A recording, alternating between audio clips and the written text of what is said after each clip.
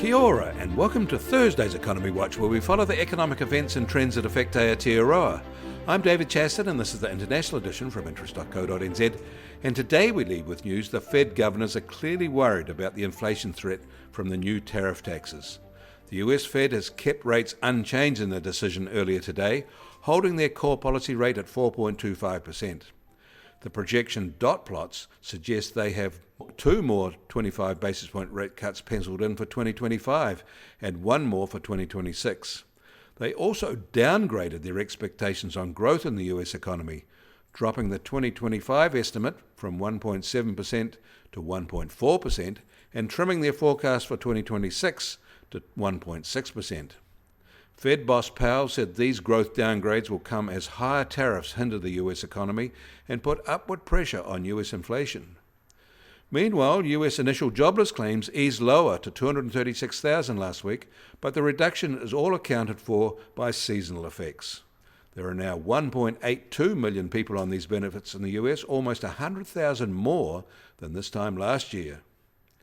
And US mortgage applications fell last week despite the benchmark mortgage interest rate easing lower at the same time. Also falling, and rather sharply, were new housing starts in May. They fell almost 10% from April to be 1% lower than the same month a year ago.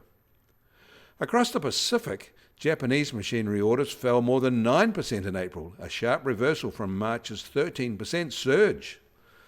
This was the weakest reading since April 2020, but about what was expected.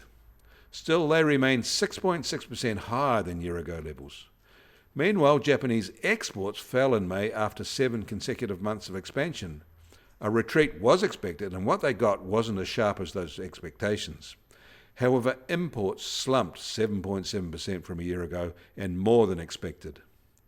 Meanwhile, Japanese car exports to the US fell in volume terms by almost 4% in May, but in value terms they are down almost 25%, suggesting that at the moment Japanese car makers are absorbing some of the new US tariffs to maintain their market share.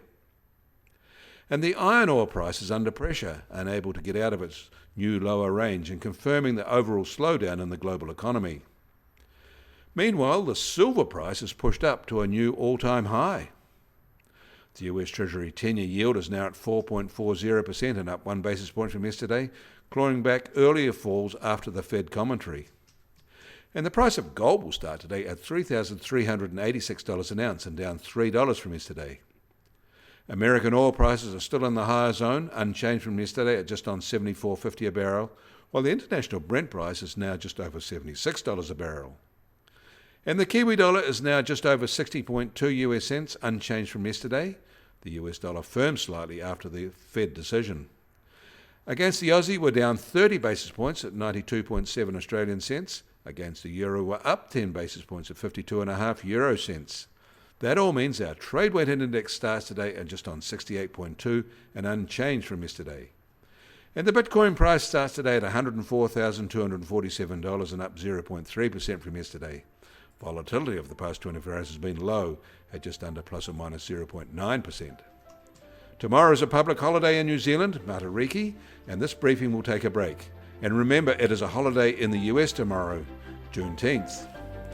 You get more news affecting the economy in New Zealand from interest.co.nz. Kia ora, I'm David Chaston, and we'll do this again on Monday.